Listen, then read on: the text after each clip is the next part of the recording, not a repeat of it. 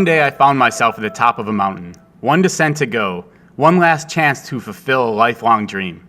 I wasn't even old enough to walk into a PG-13 movie alone when my dream took roots, yet there I stood. My 3 teammates by my side and facing opportunity to make history. My mind wandered, just for half a second, but that half second was filled with a lifetime of memories, and 2 decisions that brought me here to the top of the mountain.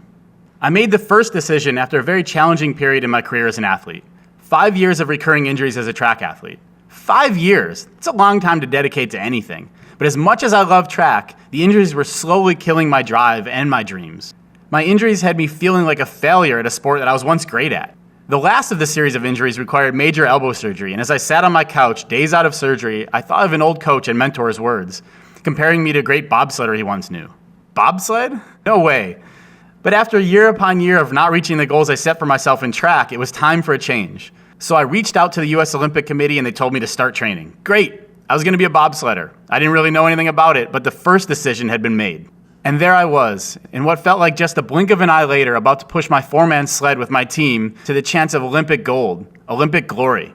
Back set, front set, ready, and the driver yelled, and off we went. We dug as deep as we could, and as the cadence of our steps increased and the sled accelerated, we left everything we had on the track before leaving the ice and boarding our night-trained sled. And a calm came over me. And once in the sled, as it was picking up speed, for just another millisecond, my mind went back to that day on the couch. How can I train for the bobsled team without getting hurt over and over again like before?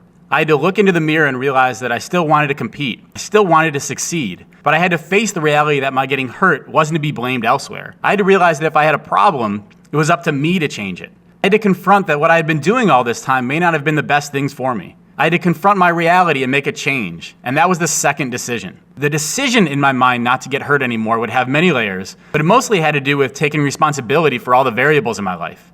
If I had thought something I would do or something I felt would lead me to injury, then it most certainly would. I would have to have a fundamental shift in mindset. I learned to let go of the fears I had trained myself to have over the years and simply decided to trust myself and my body to push through situations I had thought insurmountable before. What followed those 5 years of injuries were 9 years of not missing one race I entered for the USA national and Olympic teams.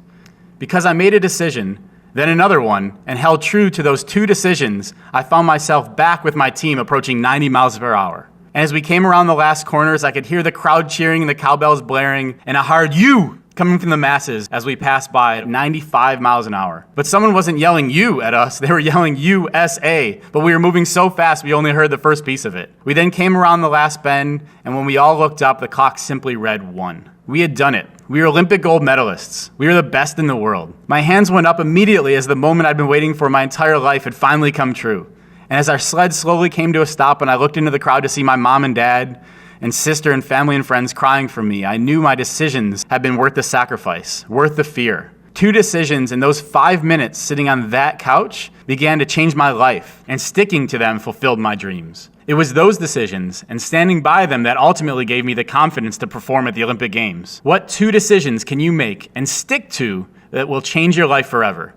I challenge you to look at what you're doing in your life and think of what you dream to do.